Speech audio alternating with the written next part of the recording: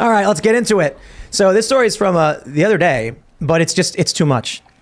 Quote, for all we know, he was some sort of sex slave. Son of Paul Pelosi's alleged attacker says his father is not evil, believes in human rights, and is hardly a right-wing conservative.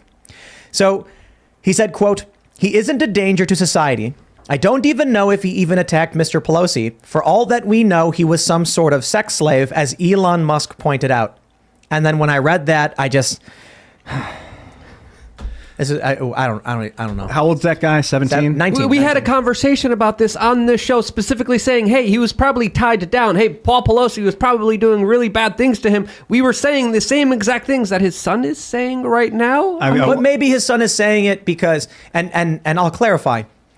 I think that was you saying. Yes, I did. Yeah. I'm pretty sure Tim said it. I heard Tim say it. Don't point the finger at me. I said don't give him any benefit of the doubt. Let's go off with the craziest things and let's say that's a possibility here because of the absence of evidence, because they're hiding so much information, because they're changing their story time and time again, because they're suspending the NBC reporters who put together a very serious news report. Who still hasn't come back to work. Yeah. He's still punished because he reported on what police officers were telling him actually happened on that particular day. So when you have very rich, powerful people, you'd never give them the benefit of the doubt. We shouldn't hear. And what his son says, I mean, it's important to pay attention to. He also goes on, talked about how his father, the person accused here, believes in equality, justice, how he was an activist against the war, how he was a peace activist. He was, quote, hardly a right-wing conservative. But when we look at the media, they framed this entire attack as, we need to go after all the conspiracy theorists. These conspiracy theorists are dangerous. Mm-hmm. These conservatives are dangerous. We need to stop them right now. That's the narrative that they were going with. That's the agenda that they were going with, and it failed right on its face.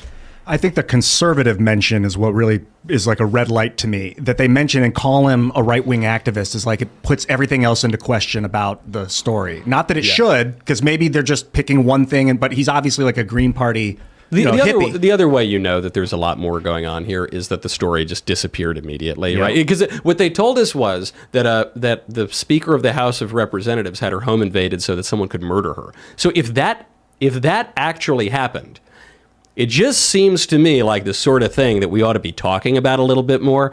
But then when these details came out, like when NBC reported that Paul Pelosi himself opened the door, did not seem to be in distress, walked back to his alleged attacker, when it came out that this attacker actually wasn't some right-winger, he was living on some weird sort of rainbow-colored commune type thing. When all of these, when you heard the dispatch phone call, then all of a sudden, the story just completely went away. Yep.